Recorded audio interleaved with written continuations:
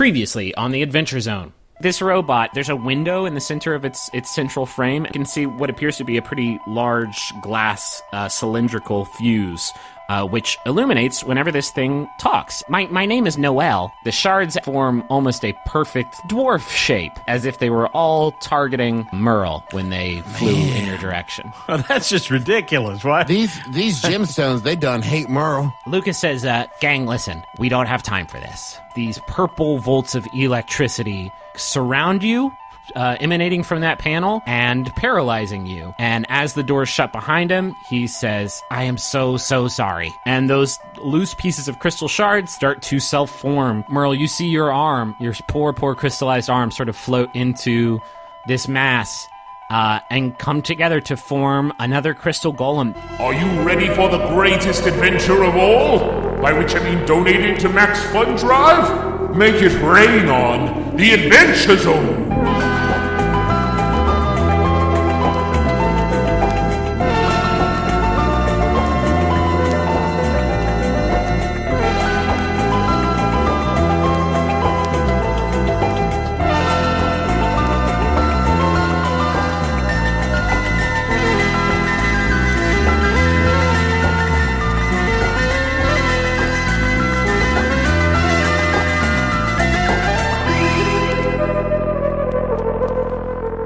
Folks, you've been coming to our inn for a long time. You've been gathering around the old fireplace as four bards spin you a yarn of treasure and excitement and adventure and danger and peril and sexuality.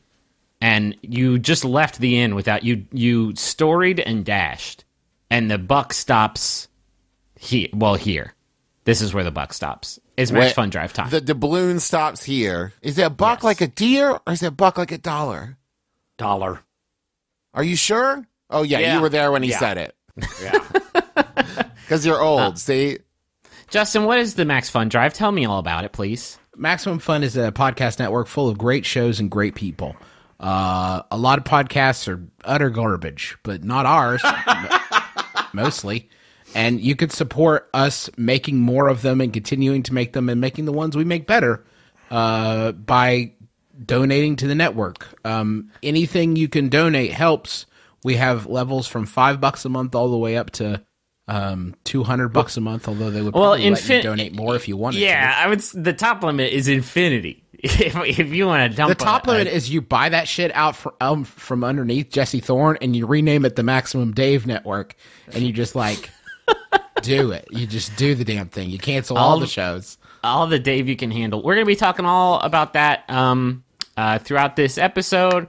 I think we should start doing adventure, though. First, Justin, I just want to ask, are you lonely? Because I got you, Dad. Are you kidding me? This is the very first time that I have recorded the Adventure Zone without Dad in eyesight. So it's like, yeah, I stole your dad. So it's like only the fourth or fifth time I've been able to record this show in the nude, in the buff. Is it also nice to do it without fear of Dad spilling drinks all over your setup? This motherfucker, he's got a fucking full glass of cherry wine right next to my brand new MIDI keyboard.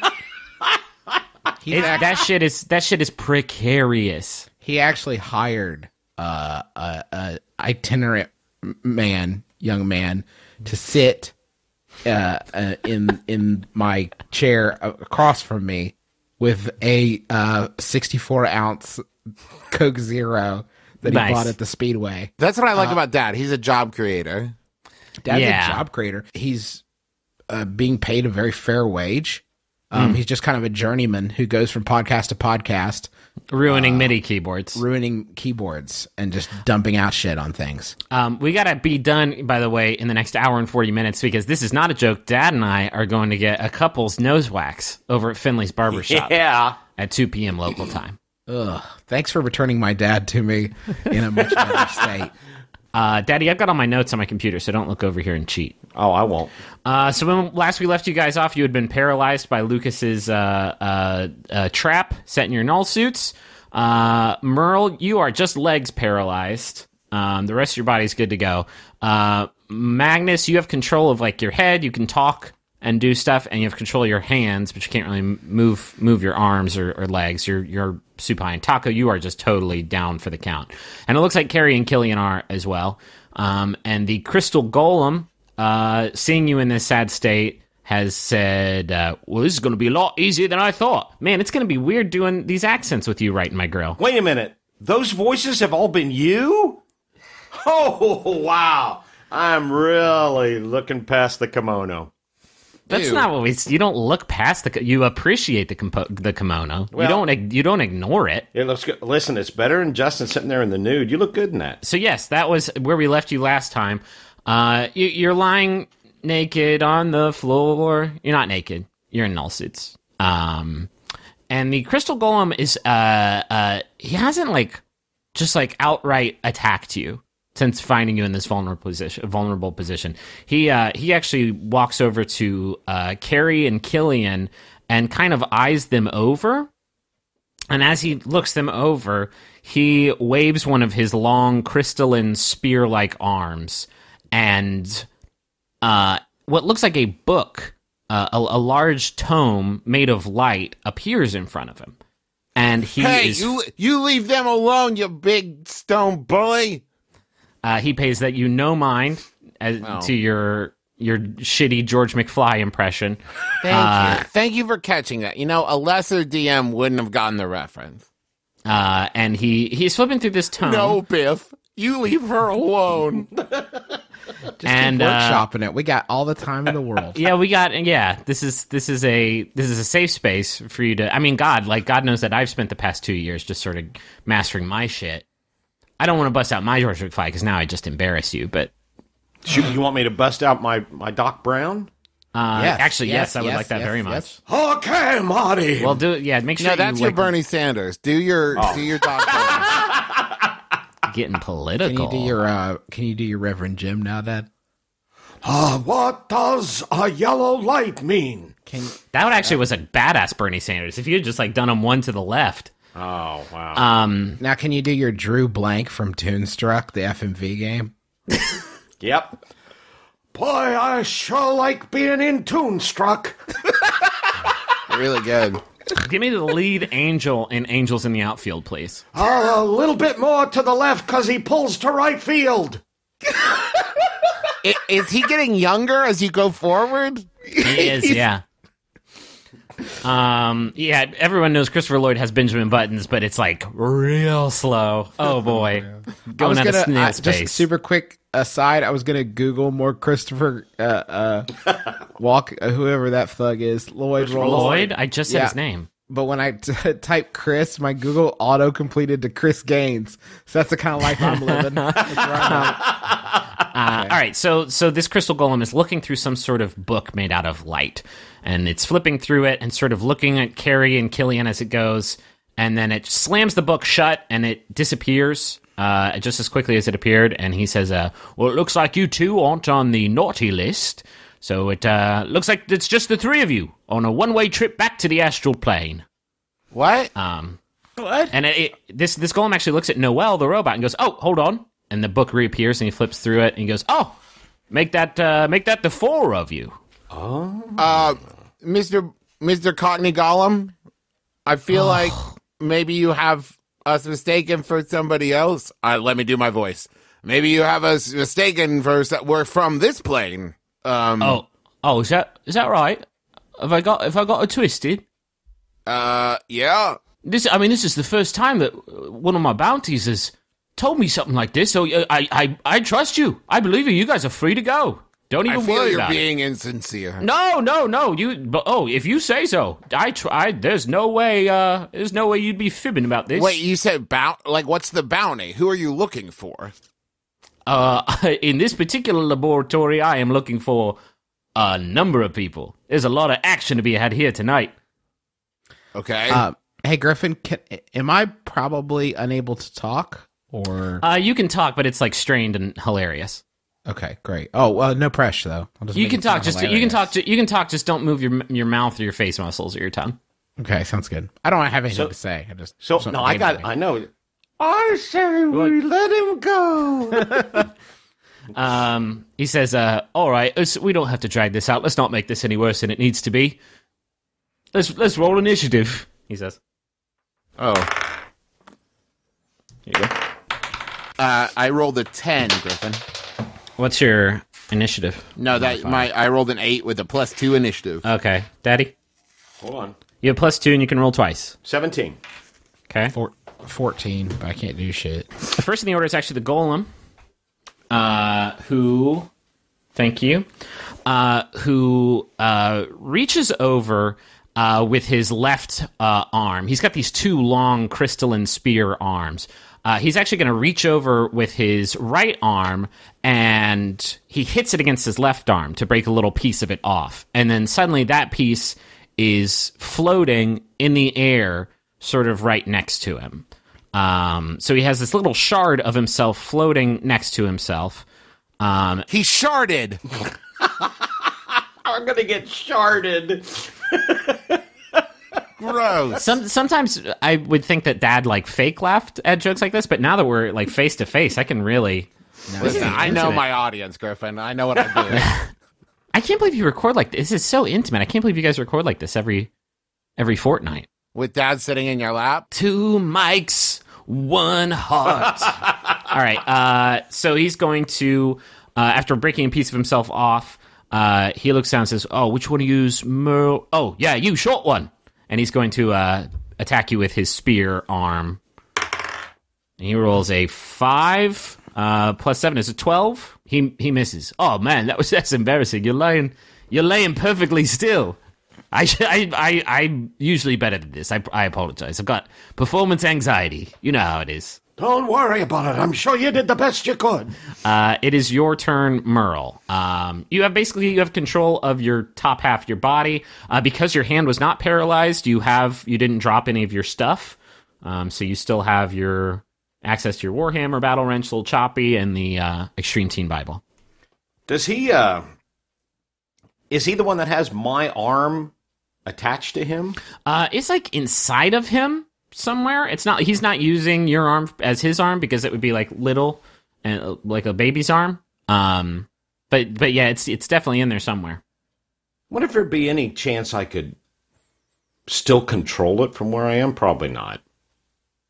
Based No, I don't know. what? I really want to make that work for you, narratively speaking, but it is now just it's a piece of crystal in the shape of Because if your I could arm. make him give the finger with my arm, I don't know. I mean, we can retcon it and say you were giving the finger as your arm was being crystallized, so it's permanently giving you a cold one between the shoulder blades.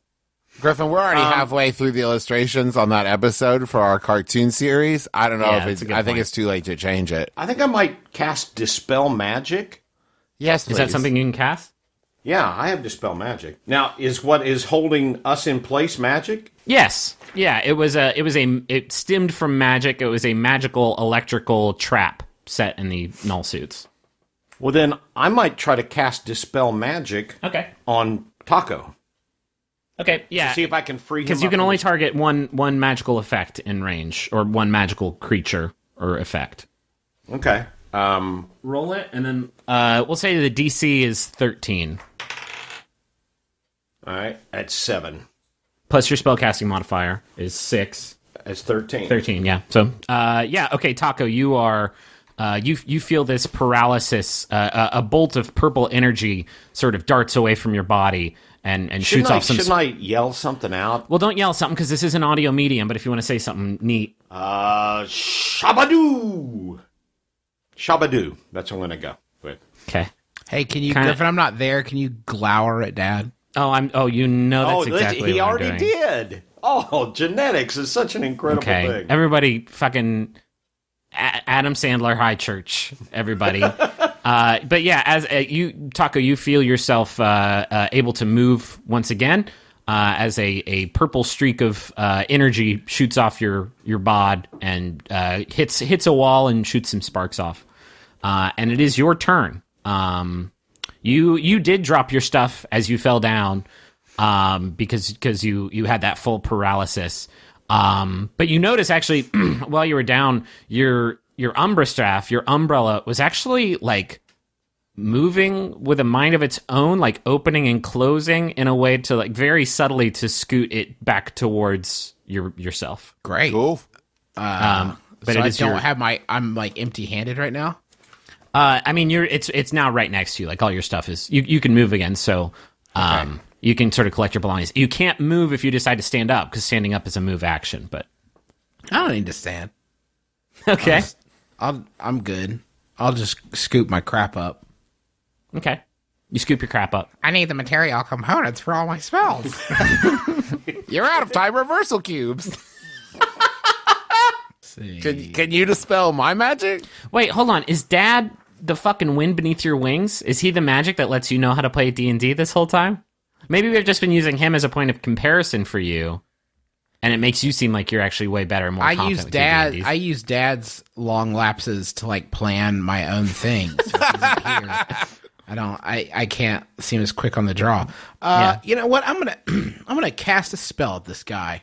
Okay. See how he deals with a little magic. I'm gonna cast Evard's Black Tentacles. Fuck, what? I'm going to ask you a dad question. Is that a spell you can cast? For sure. And it's Conjuration, which is right in my wheelhouse. Well, Transmutation's your wheelhouse. No, it's like my other wheelhouse behind the bigger He's wheelhouse. got two. He's That's a your- bicycle this- wheelhouse.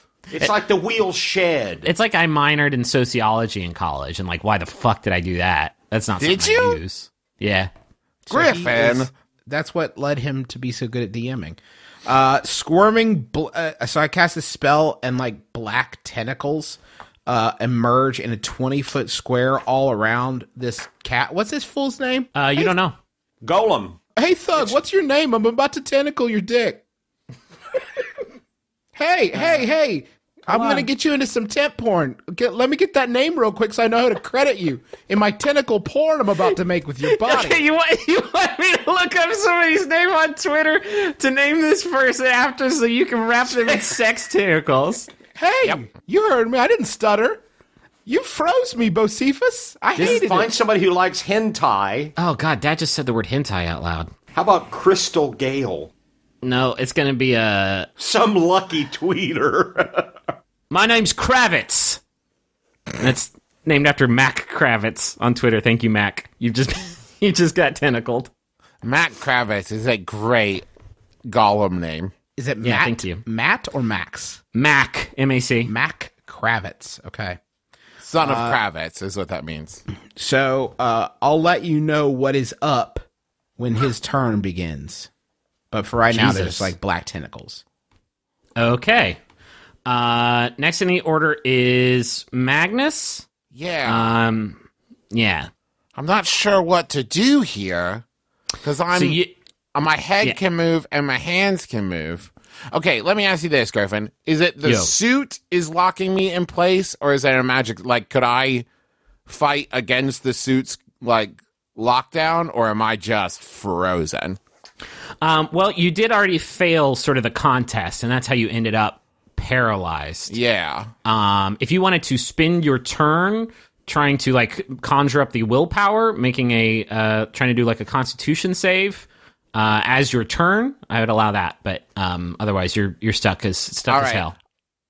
I want to. Okay, I'm still wearing the necklace that lets me talk to Lucas, right? Don't you have ranged weapons? Yeah, but I like my hands are the only thing that's free. I can't reach shit. I see what you I'm mean. playing in fiction, baby. I thought Yeah. you meant your arms were free. I'm sorry. No, just my hands. Lucas, you son of a bitch. If you can hear me, when this guy gets done with us, he's coming for you. Do you really want that to happen? Dispel the damn magic and let me fight him. Wow. There's no response. Lucas, you son of a bitch. If we get out of this, I'm coming for you too. You actually hear the sound of like shattering glass, and then nothing What does that mean? He dropped a glass of cheer wine on his console. on his fucking MIDI keyboard. Lucas? Yeah, he is. It sounded like he actually destroyed whatever instrument he was using to. Noel, are you locked down? No, I'm doing just fine. I'm a little worried. I'm actually kind of floating away from this guy. Do you know just how 'cause to undo whatever Lucas did to the suits? I can try. She floats over to you and like with her her long hose arm, she's being very delicate and trying not to touch the crystallized floor. But she's like touching all around the suit. She said, "I'm sorry, I can't figure it out. I'm sorry. I can like point you at what you want to hit, but I don't know how much help I can be. Huh. Interesting. Yes, please. Stand me up.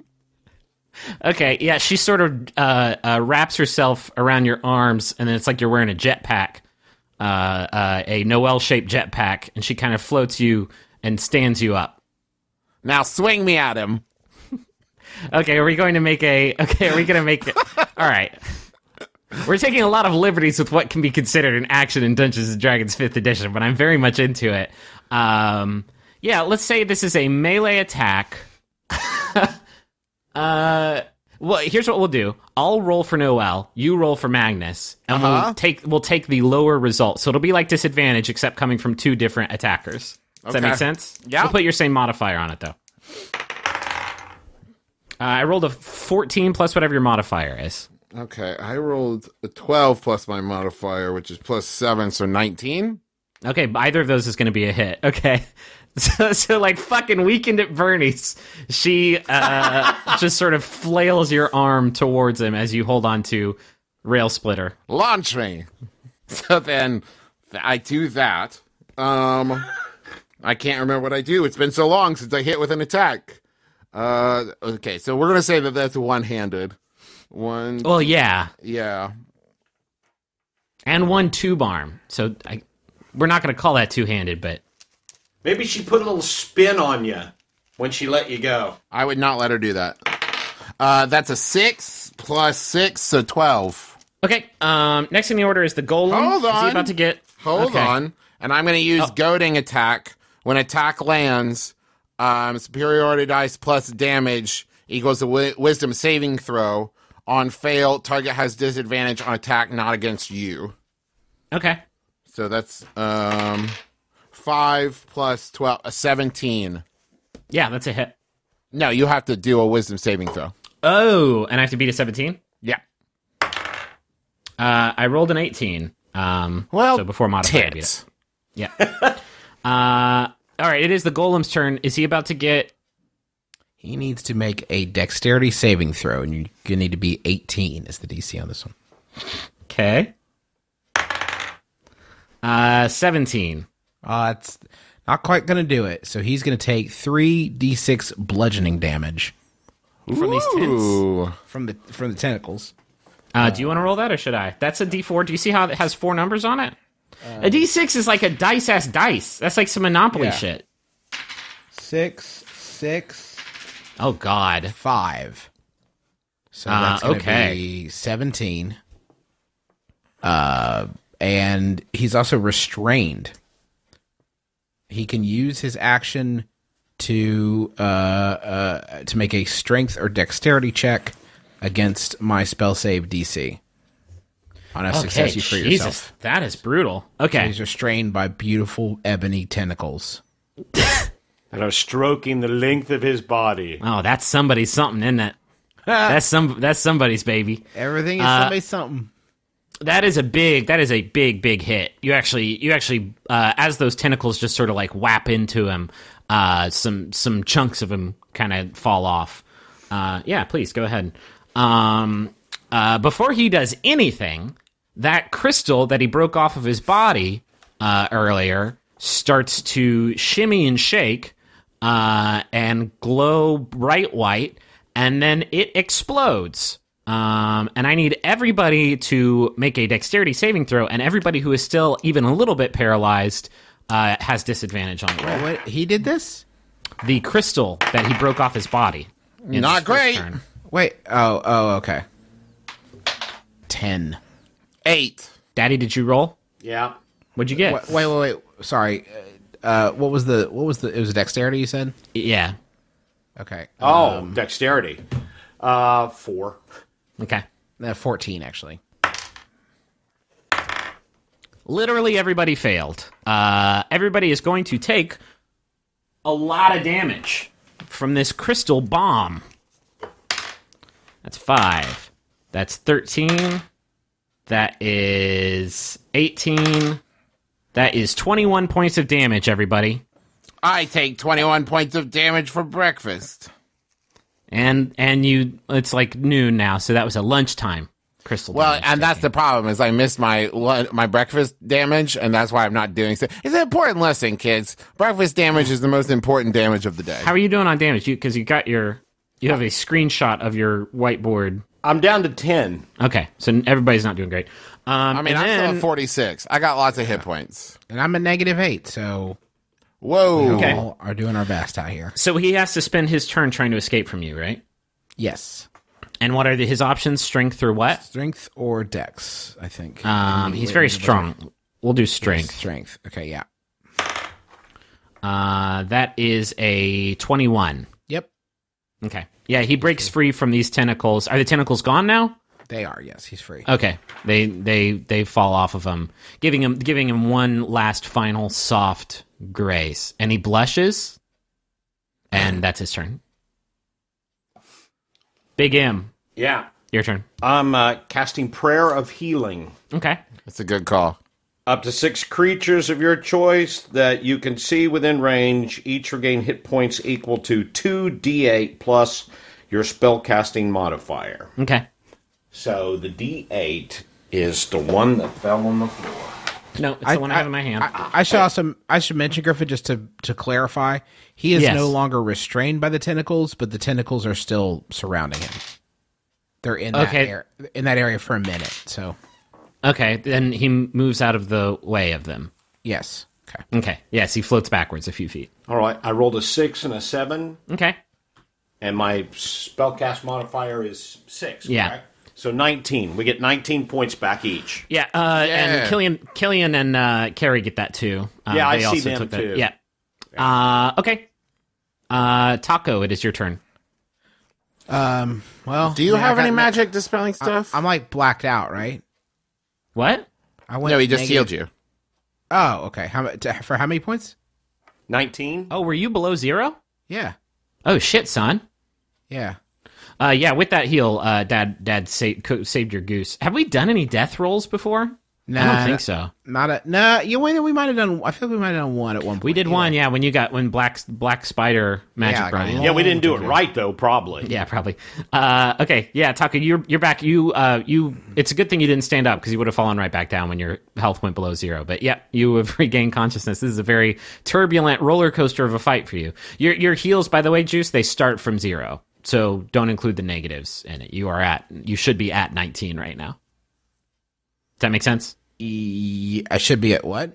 You should be at 19 right now. Yeah, when you get healed when you're below 0, then you hey, when you took that big hit from the crystal bomb, you didn't go to half of your health underneath, half your max health underneath it, right? Like if your max health is 40, you didn't go to negative 20. No, Okay, good, because that's an instant death.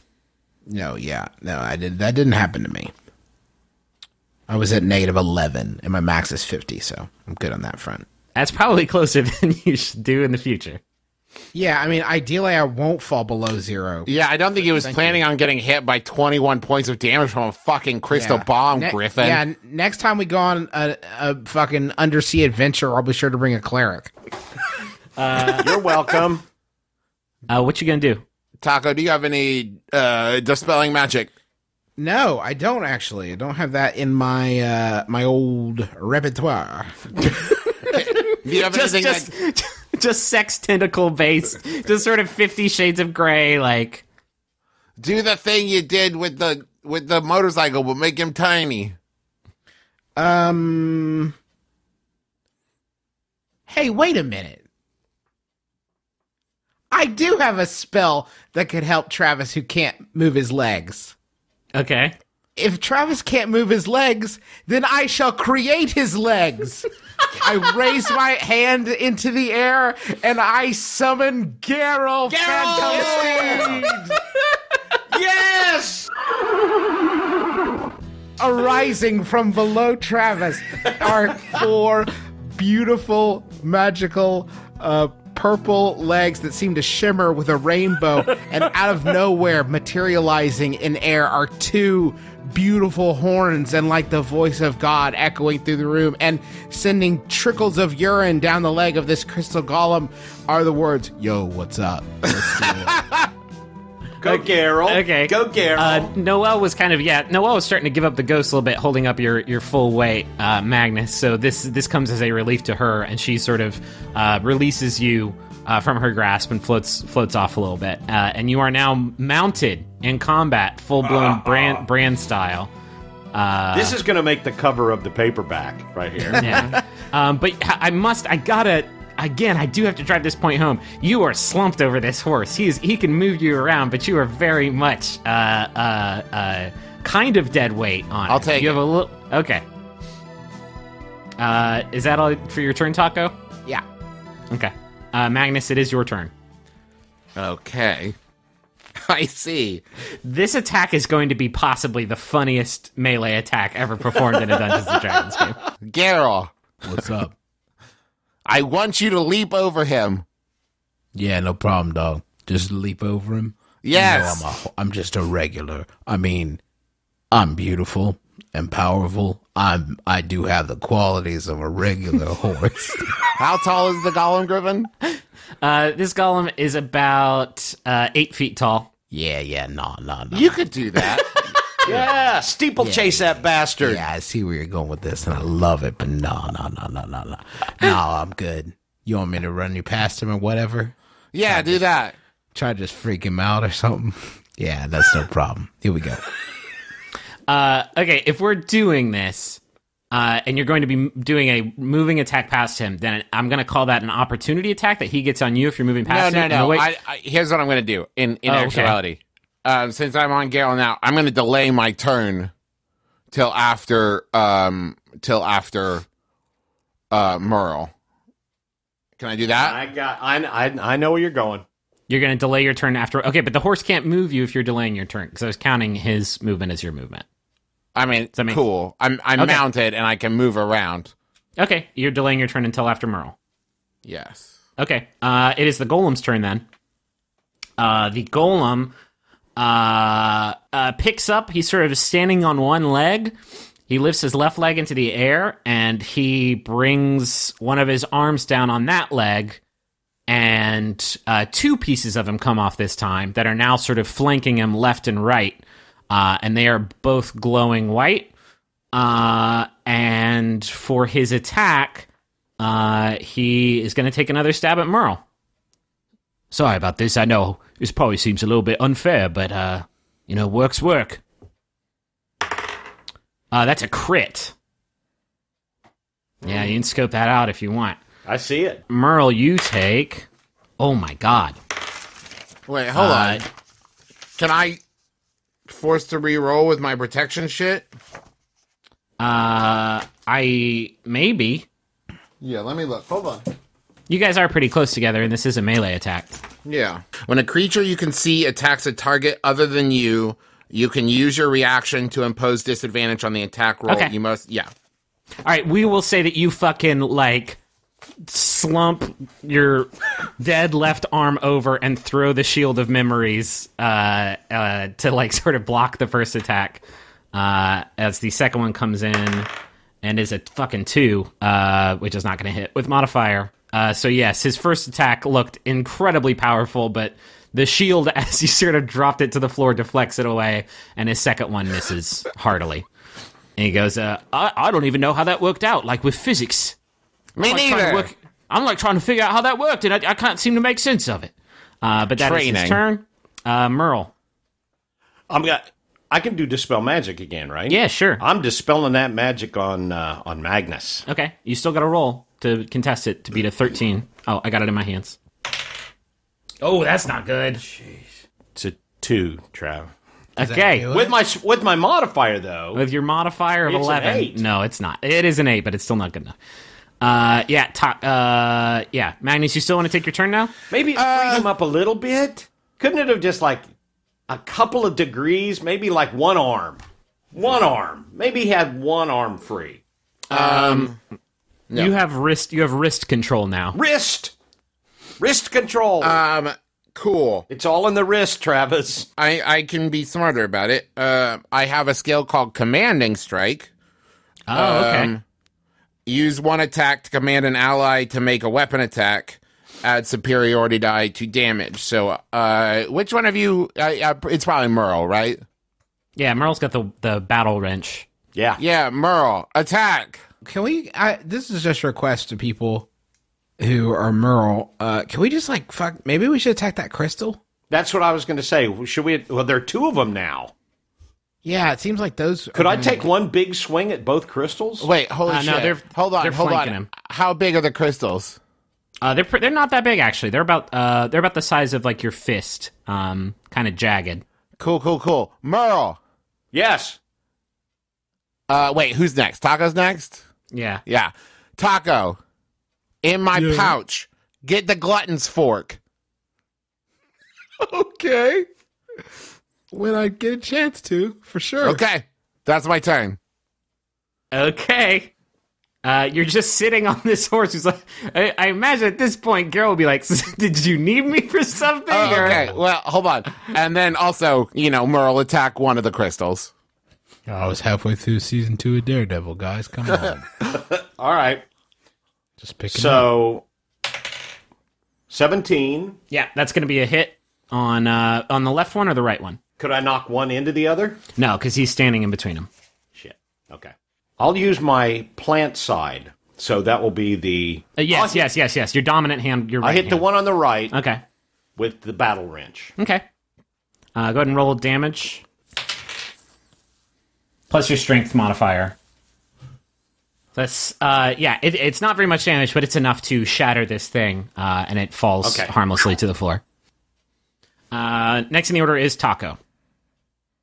How close am I to Travis's bag? I mean, you guys were literally standing right next to each other when you went down, and you haven't really moved much. He is up in the air with, he's up on Garrel, but you can easily stand up and reach him. Okay. I'll grab the fork out of the bag. Okay. I don't know what this thing is. I don't remember So either. I bought it at the Fantasy Costco. Once a day, the fork will allow the user to eat any non-magical item they can fit in their mouth and gain 2d6 points of damage. Just tap the fork on the item and it will turn edible. But isn't that magical? Well, poop. Griff, I mean, it's a floating crystal. If that's not magic, I don't know. I think we made up. I thought what he meant by non-magical item was like an enchanted sword or shield or something. Yeah, no, that's the magical items are things that can't be can't traditionally be destroyed. Like a magic sword can't be destroyed. But yes to all of this. Now, Magnus, say what you just said, but in character. Use the fork. Eat the crystal. You'll feel better. Luke. Use the fork. The fork will be with you always. No, I do want it back. It won't be. I will want the fork back. Okay, are you doing this, Taco? Are you doing this thing? Hell yes, I am. Okay. Yeah, I don't think you're gonna need. I was trying to think, is this a fork-based attack? No, you just kind of plug that bad boy in, and you're doing this into the crystal piece that's floating, not the golem himself, right? Yes. Okay. Yes. All right. Yeah, you plug it into this fist-sized floating crystal in the air, and as you do, your fork slides in as though you are piercing a bread roll. As you do, actually, you realize this particular piece of crystal is actually part of Merle's former arm. Oh, crap! As it turns in, but it turns into like one of those fucking awesome Red Lobster cheddar rolls. Okay, so I take a big bite, and what's it taste like? It tastes fucking incredible. It tastes. Describe the taste of Merle. There is there's a. Would you say light, picante? Yeah, it's super buttery, super soft, super buttery, super flaky. It's like there's a sweetness to it, like there's some sort of sweet element, like a brown sugar maybe in the butter. Okay. But it's weird because like it wasn't cooked. You magically transformed it into like some sort of edible material. So it should be like a meal ready to eat. But actually it's like soft, like it just came out of the oven. Damn, I'm delicious. It's fucking incredible. It's really, really tasty, and it goes down real smooth. Mm-hmm. Okay, I popped the whole thing in my mouth. I'm loving it. Ba-da-ba-ba-ba. Hey guys, it's a good time for the great taste of Merle. It's a happy Merle. Dad, I like that a lot. Proud of you. The golem takes Wait, hold on. He gets 2d6 health back. Huh? For the glutton's fork, when you eat it, you get 2d6 points of health back. You were saying Merle, eating Merle in particular. Take this bread. It is his body. It has some sort of healing, like transubstantiation quality to it. All right. 4 and 3, so it's 7 points of healing. Okay. Delicious Merle healed me for 7 points. The golem, who looks pretty worse for wear after the last round of combat, and now having sort of broken parts of himself off. He's actually looking really worse for wear. And he also takes like a step back from you, like kind of staggered, and he's like, "What the fuck is wrong with the three of you? You guys are fucked up. That's some sick shit. Oh god, I've got to regroup. You will. I promise you, the next time we meet, you're coming with me. I'm taking you in. Why?" He says, "You know why." I don't, actually. I really don't. The golem form falls apart, collapses on the floor, and you watch the white fire portion of him pass through a rift behind him and disappear. We won! I think we actually just legitimately won a battle, you guys. I think we did. Yeah, he was. He definitely did a expedient retreat, but he was. I mean, between the parts of him that he broke off and crystallized, and that the tentacles ripped off, he was falling apart. So now can Merle just like dispel magic willy nilly? Well, still got to burn a slot. Yeah. Let's. I mean, you guys can take a short rest to recover. Oh, some, hey, let's get the stuff. pocket spa. That sounds fun. Yeah. Okay. Oh. Yeah, That should help. You drag the still paralyzed members of your party into the pocket spa and luxuriate and relax and recover some health in a post-battle debriefing. Are there monogrammed bathrobes? This is important. In the pocket spa? Yeah. I mean, they'd all just say the more letter like, T, right? They're more just like loincloths, really. They're more like loincloths you just drape around your crotch. Can I steal those like I stole the robe from the Sofitel in L.A. to get charged to Griffin's room? Yeah, Yes. that's fine. It's I'm sorry you had to find out this way. I'm sorry about a lot of things, but you know what I'm not sorry about is all that money we're about to get.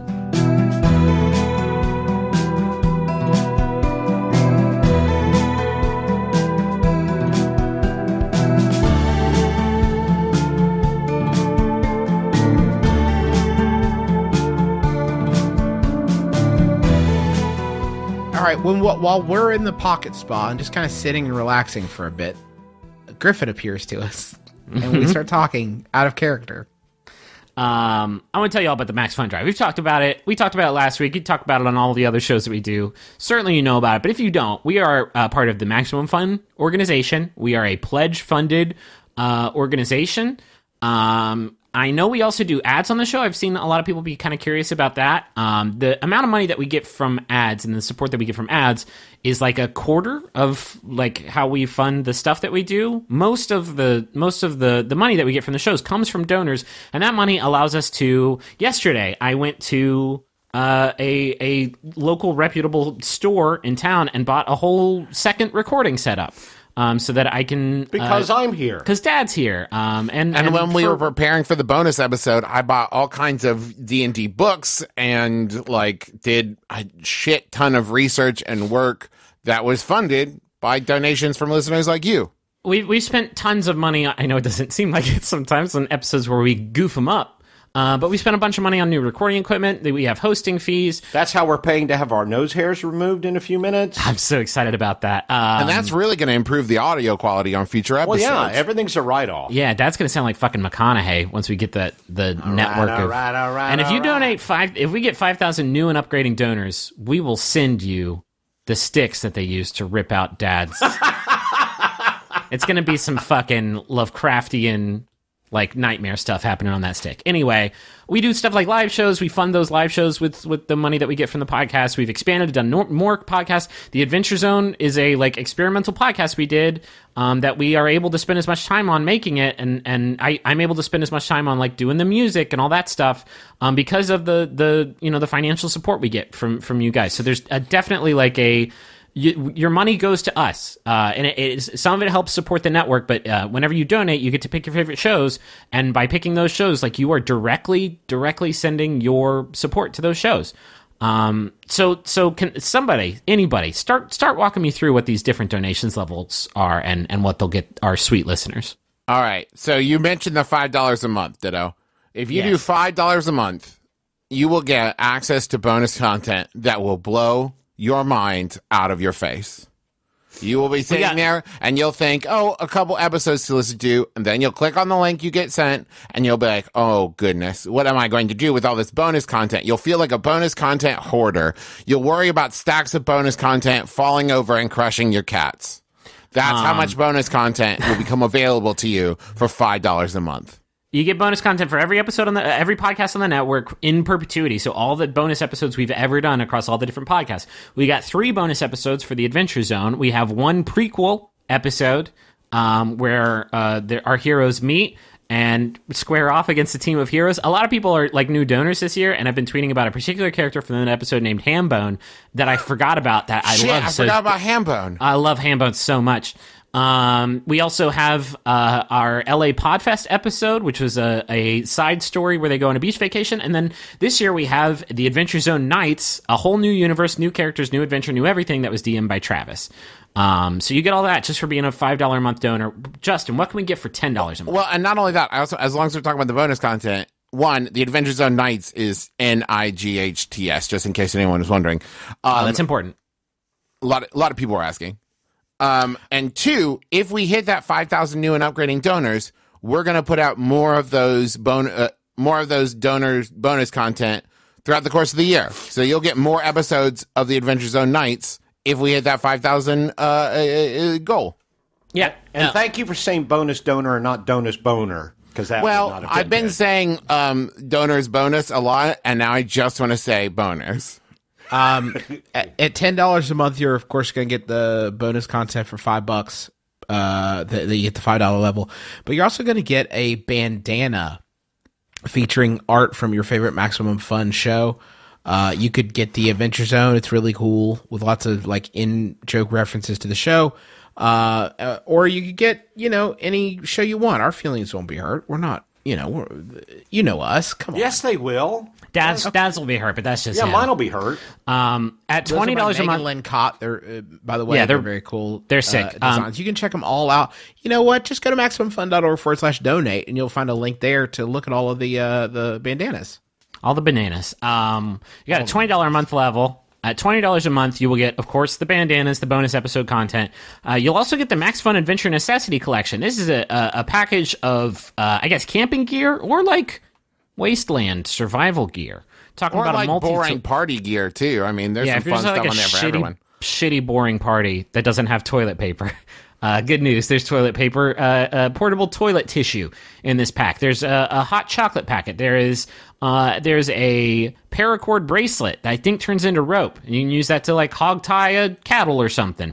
And there's a multi-tool with the Max Fun Rocket logo on it. A lot of outdoor necessities. Can Dad talk about a level? He's really good at it.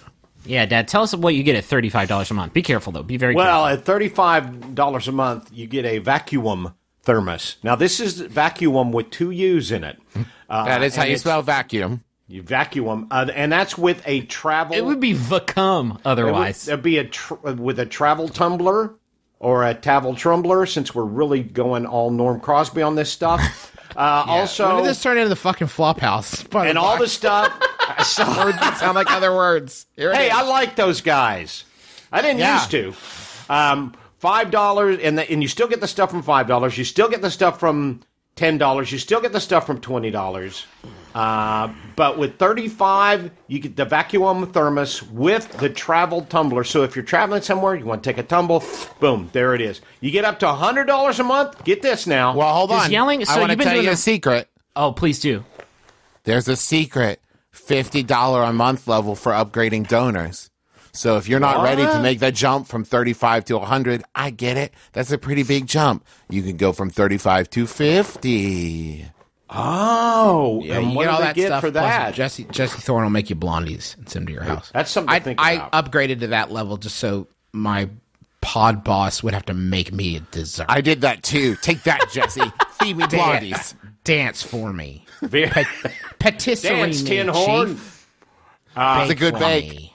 Now, do you get the blondies at the $100 level too? No, I assume no, so. Maybe, I don't know. Listen, I Anyway- think if you're throwing Jesse $100 a month, he'll make you whatever you want. At $100 a month, though, you can get membership in the Inner Circle, which is our monthly culture club. That means every month, one host of one Maximum Fun show, or 3 hosts. 'Cause We'll show up at your house and sing Karma Chameleon. that's exactly it. No, we pick like a movie or a book or an album or something that we really like, and then you will get it. Usually just like a digital version of it. The only time that we got picked, because I think they know that we're relatively uncultured people. We picked the album Music Evolution by the band Buckshot LaFonk. It's a terrific album. If you missed out on that recommendation, just go Amazon that shit. I guarantee you're going to enjoy it.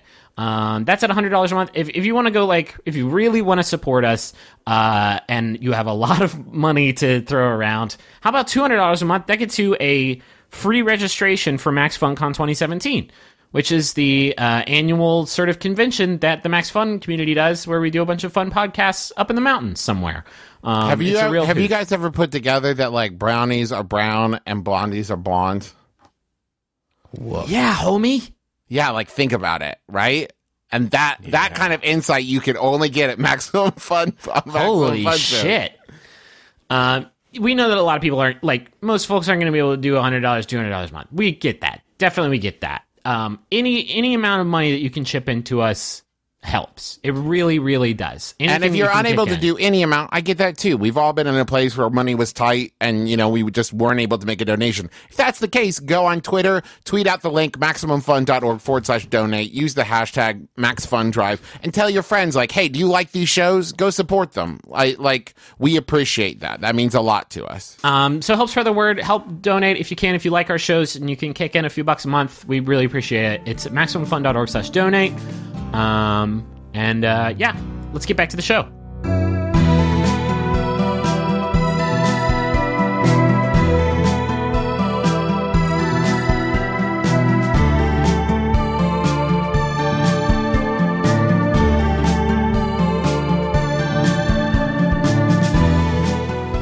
All right, you guys are in the pocket spa. You're all loinclothed out. You're having yourselves a good time, despite the fact And that it's not weird at all. it's up to you guys whether or not Are we it is. naked? We're not naked. You're loinclothed up.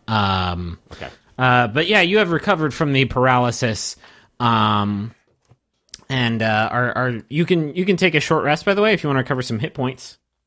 I know we don't usually do that. I know how that's much kind time of do we have, Ditto? Are we on the clock for the crystallization of the thing still?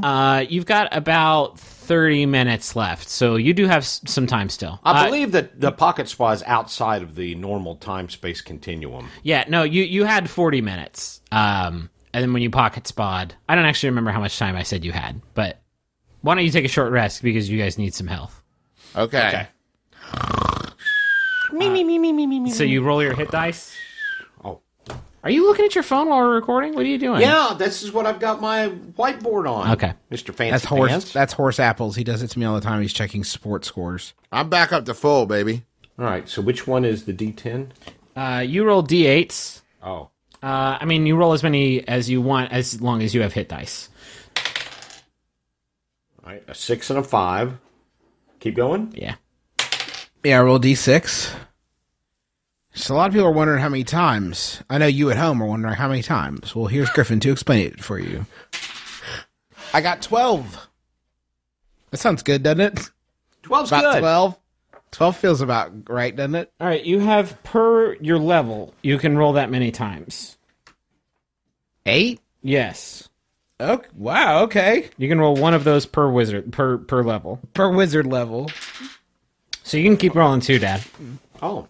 You can roll up to eight times because you guys haven't Great. taken a short rest this chunk. Great, I'm back up to 45 hit points. So I rolled 2 more times, right? Mm-hmm. Okay, yeah, you guys take your rests. You are having a good chill out time.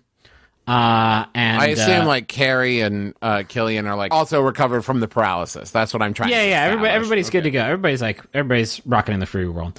And you step out of the pocket spa. back into the main elevator lobby. And as you approach the central elevator that Lucas went down after paralyzing all of you, you hear Carrie gasp, and she points at Killian's helmet. And on the back of Killian's helmet, you see a small crack that started forming after she fell to the ground from the paralysis. And she says, "Oh, Killian, no, Killian, no, you can't go on like that. You could get some crystal in there. That's super dangerous." And Killian feels the back of her helmet and says, "Oh my God, oh my God, this is the most frustrating thing that's ever happened. All I've wanted in life up to this point is to find Lucas and destroy him. And I don't think it's safe for me to go on much further with this here crack in my helmet." Do you want to swap helmets? Well, that seems like your sweet head can't get crystallized either, dum-dum. It's already pretty thick. I cast duct tape of Dormammu and seal up her helmet. That doesn't exist yet. Oh. She says, "That's a really sweet offer, Magnus, but and it is technically your fault because like we were just about to bust this perp when you when you started kibitzing. But I got to be honest with you guys. I don't think it's that smart for me to get close to the relic to begin with." Oh, that's not your job, right? That's like our job. Yeah, I mean, it's up to you guys to recover that stuff, and I haven't really told you guys this, but you remember when we met and we recovered that gauntlet together? Yeah. Yeah? Yeah. I really wanted to grab it and take it and put it on and get fire powers. Like, I gotcha. I don't know how to describe this. I was like, when you guys ran up and grabbed that thing, I was like, ooh, I kind of wanted to, like, kill you and have it for me. Yeah. Does that make sense? No, we all Totally wanted that. We just didn't. Yeah. You rose above, and that's the important thing. You've proven yourself. No, but I was about to definitely not rise above. Does that make sense? Like, I was like... You just ran out of time. I you had, got distracted or something. I've been there. Yeah, so I really... I don't think it's that good of a call for me to get in there and grab it. How about this? How about a new job for you? Yeah.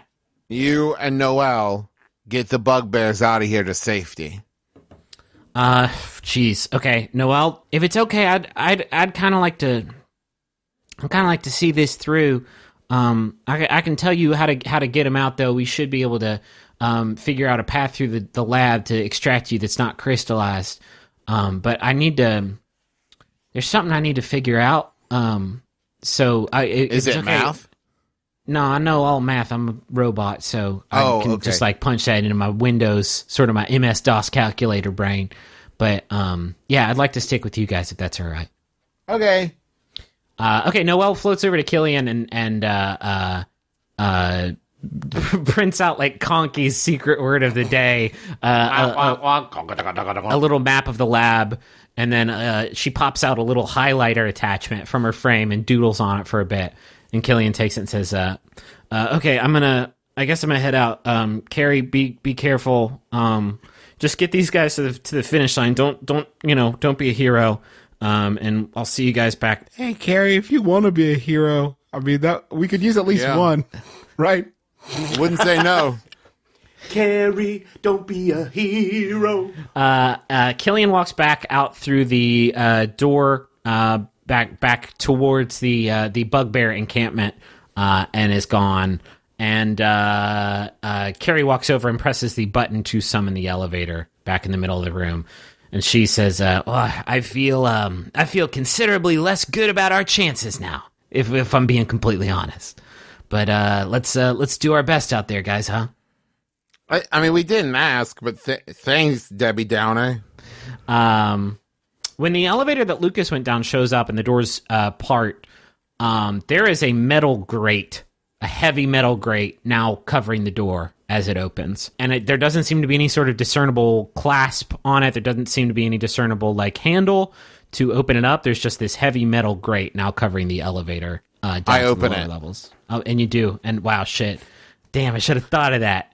No, it doesn't seem to. It doesn't even like rattle or move. I rolled a 17 for opening. Okay, it's not. You needed a DC 70,000 in order to open this metal grate. It's like solid. It's like not. Could I try? Yeah. I didn't get it. I heal both of their hernias. Okay. Yeah, it doesn't seem to be going anywhere. And Carrie says, well, I guess we should just turn back and go home. Mission failed, right, guys? No. We did our best. Hey. Hey, we did our best. No harm in that. All you can do is your best. I think somebody's been listening to too much Adventure Zone. You don't want to be like those guys. You hear a sound come from the elevator, though, from above you, actually. And then you hear, and you see the elevator sort of shake violently as you hear what I can only describe as a smashing sound come from above. And then there's a quiet passes after this smashing sound comes from on top of this elevator. Carrie, go check that out. And there's a second smash, and then a third smash. And I take this opportunity to get my glutton's fork back from Taco. okay. Priorities. Yeah, this elevator is getting like destroyed. This elevator car, I should say, is getting destroyed. The one with the heavy metal grate over is getting destroyed. And as more smashes happen, you see that the source of this violent elevator car assault is coming from a bright yellow, what looks like another elevator car, and it is smashing it down and crushing it like a tin can. And pretty soon, this locked off elevator car just falls. And replacing it, you see, now appearing in front of you, a bright yellow elevator car with a big bright red nose and two big white eyes on either doors. And he says, hey kids, does somebody need to go down? It's Mr. Bucket, or whatever his name was. It's me, Mr. Upsy, your lifting friend. Oh, yeah. I heard a rumor that you kids needed to go to a different floor than the one you're on now. You heard correct. We'll climb on inside my tum-tum, you goose. People would ask for guest stars for so long, and who would have thought we would get long dead Fred Gwynn here to play a role? I don't know what that is. I'm just an elevator. Climb on in my For belly. Dad. Yeah. Press my buttons from inside of me. I get in him. Yeah. I get in. Why is it so wet in here? Why indeed?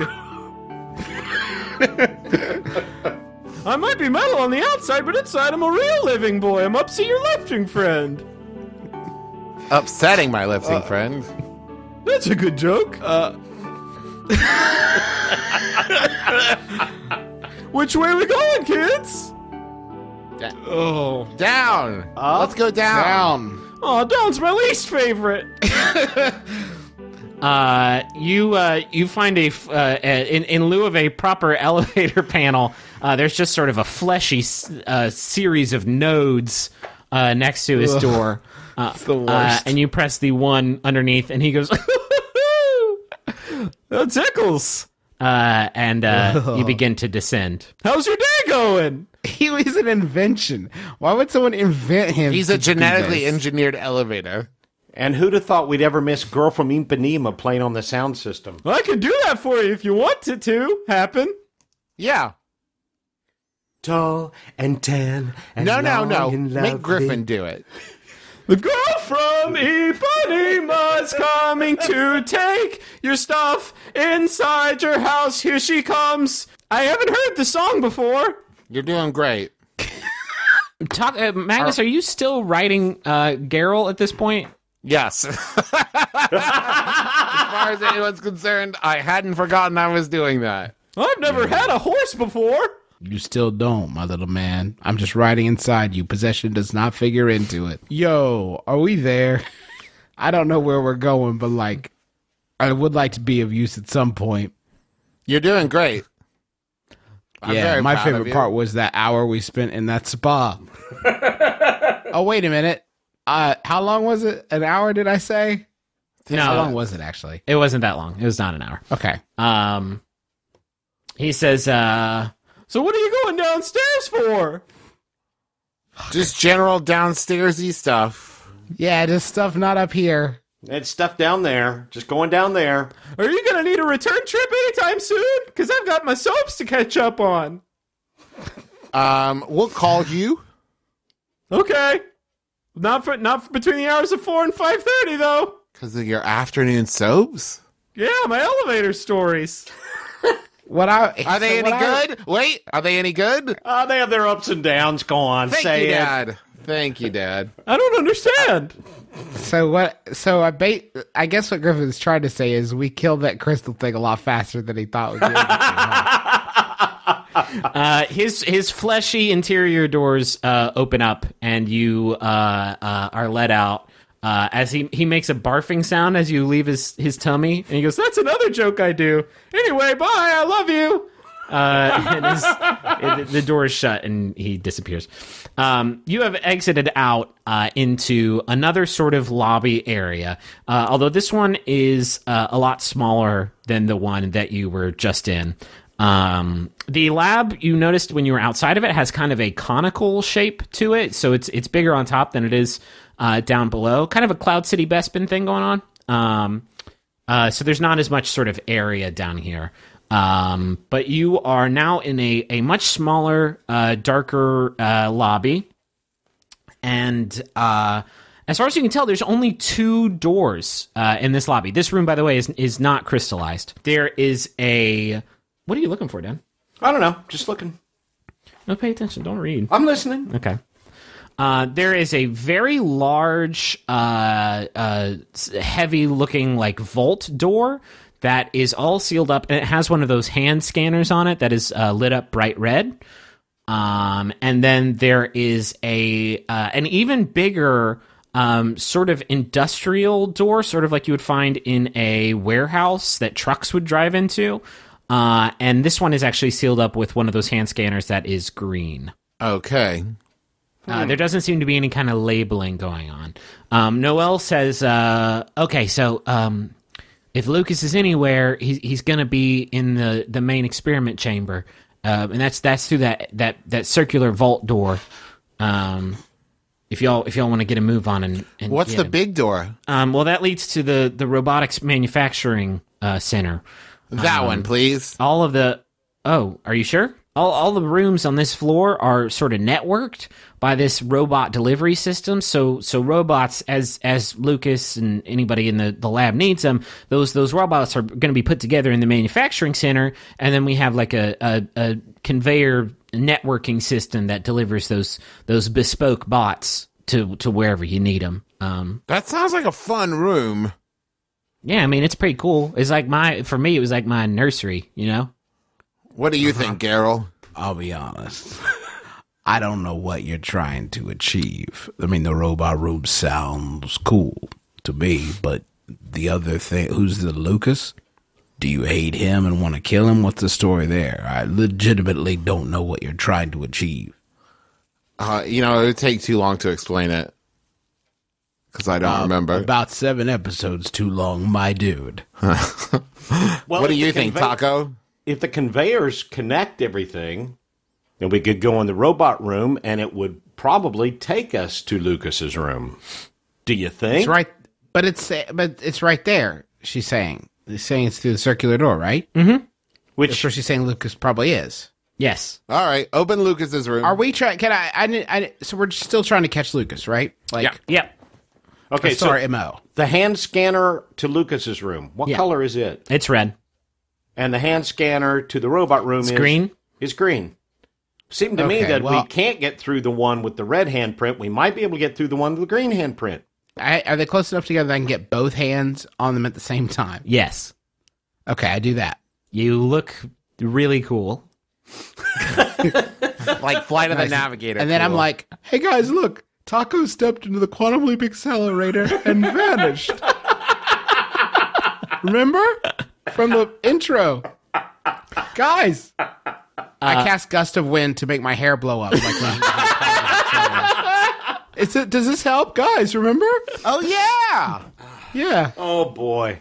Quantum leap. Oh, boy, indeed.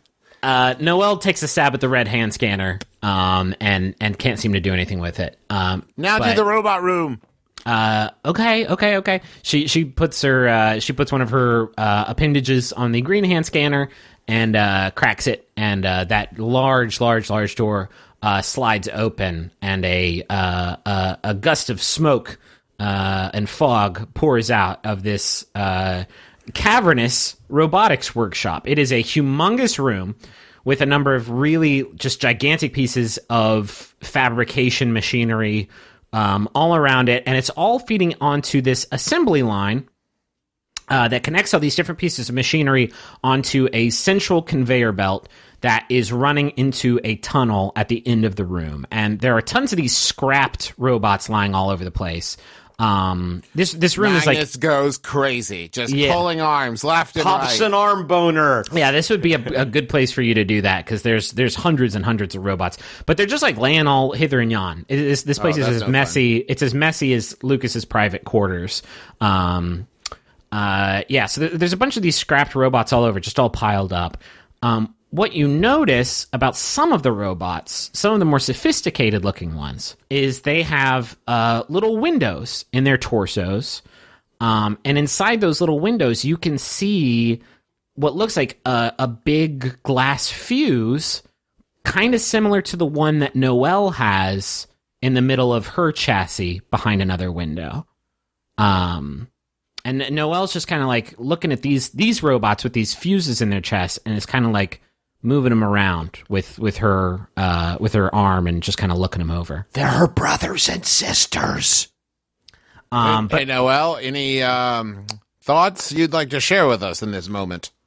No, I haven't actually been in here in a while. I don't know what most of these are. I don't know what's going on with most of these. Uh-huh.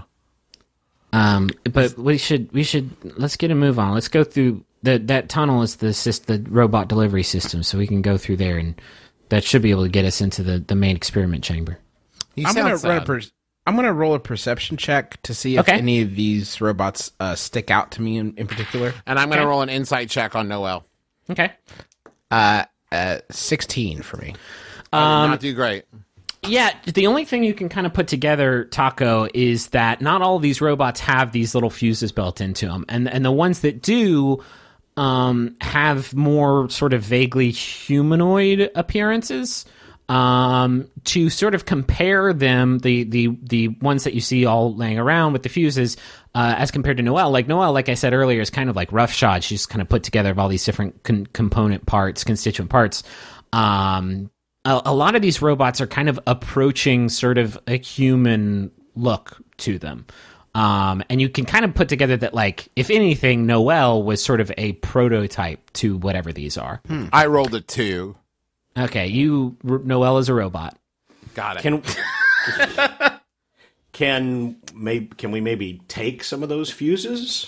They're actually like embedded in the torsos of most of these things, so you'd have to take like the whole thing, and it would be pretty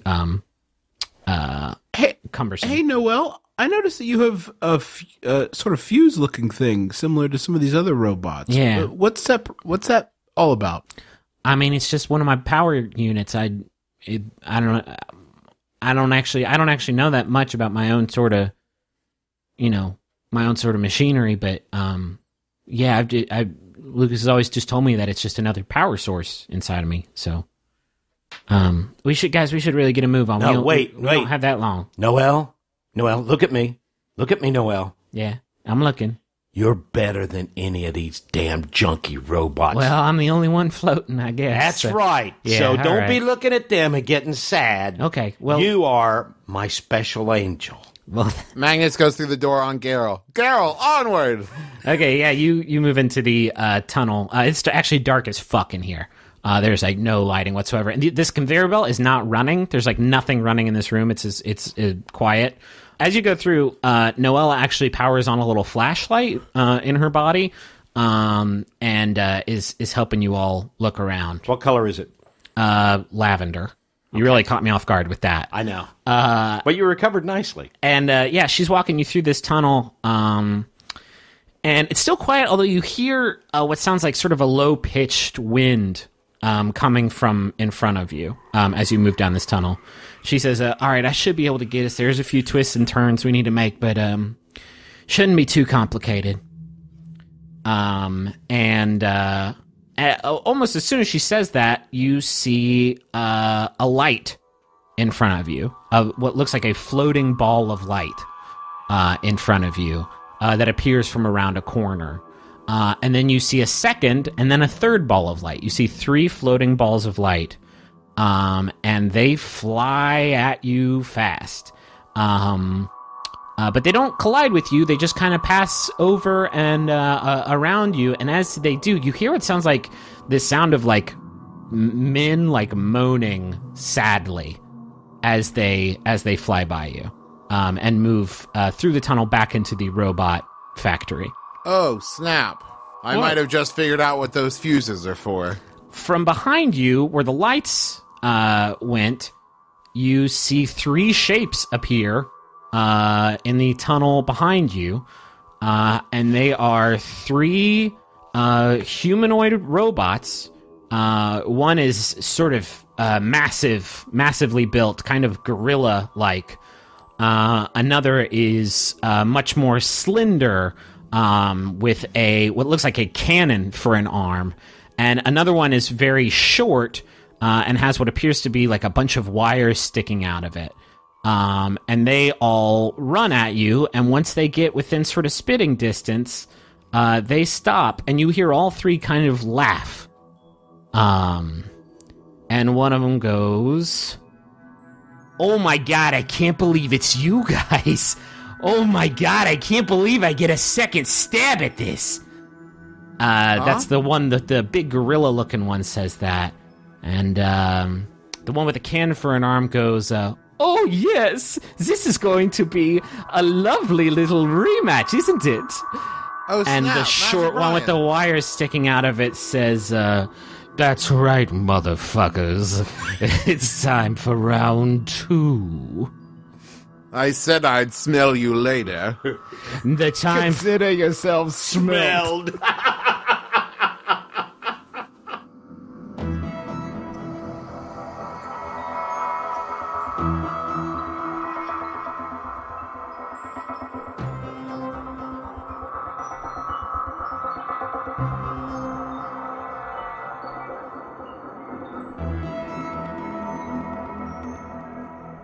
Hey, thank you so much for listening to this episode, and we just want to make one more plea.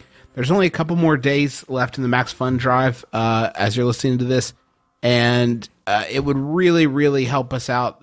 The Max Fun Drive is literally the only reason that we are able to do the Adventure Zone. It's the reason that we started doing it, is because we knew that you kind people would support us in doing it, and it made it make sense for us to make room in our lives for it. Yeah.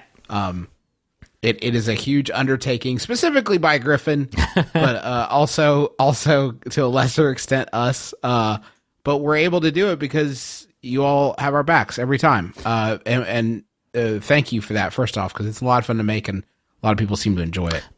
We could use your support no matter how much you are able to give. Just go to MaximumFun.org/donate. You can find out all about all the different rewards you can get and gifts you can get for the different donation levels. Again, $5 a month will get you all the bonus content. You'll get 3 bonus episodes of the Adventure Zone. They're all really super great. I'm really proud of them. But there's also bonus episodes of My Brother and Me, and Sawbones, and Bunker Buddies, and all our shows in there.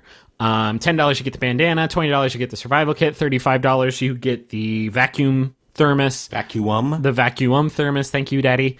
Yeah, lots of stuff in there, but really the important thing is that you just give whatever you can and support us and allow us to do more dumb shit like this. There's a couple other important things we want to mention before we let you go. One, if we hit that 5,000 new and upgrading donors, Dad and I are going to get tattoos. Yes. Adventure Zone tattoos, so keep an eye out on that. 2, there are challenge donors. So no matter what level you give at, there are people that have committed to giving, a little bit extra, anywhere, I think from like a penny to like $1 per new and upgrading donor. So every little bit helps. Every time you upgrade or donate, we're going to see a little bit extra money from them. Mm-hmm. Also, there's a live streaming Jordan Jesse Go episode on Friday the 25th. So you can tune in and watch that. I think I'm going to be on it. So don't miss that. And you can tweet with the hashtag #ToastToMaxFun, the reason people should support Max Fun, and the link MaximumFun.org/donate to be entered into a drawing to win one of John Hodgman's favorite Breville products. And I'm betting it's a toaster, but don't quote me on that. And also, I am rapidly approaching retirement age, and I have no savings. Nothing I don't at have all. Any kind of pension.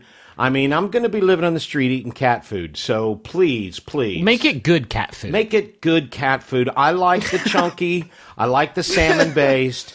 So please, only you can make this happen. That's it. We will see you in 2 weeks. Next episode is up on April 7th. So we'll talk to you then. Bye.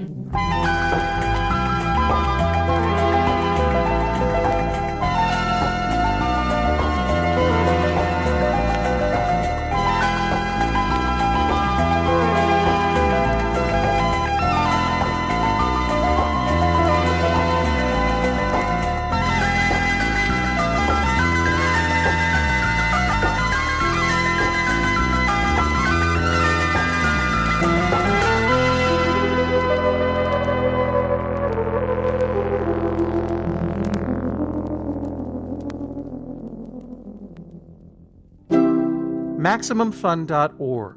Comedy and culture. Artist owned. Listener supported.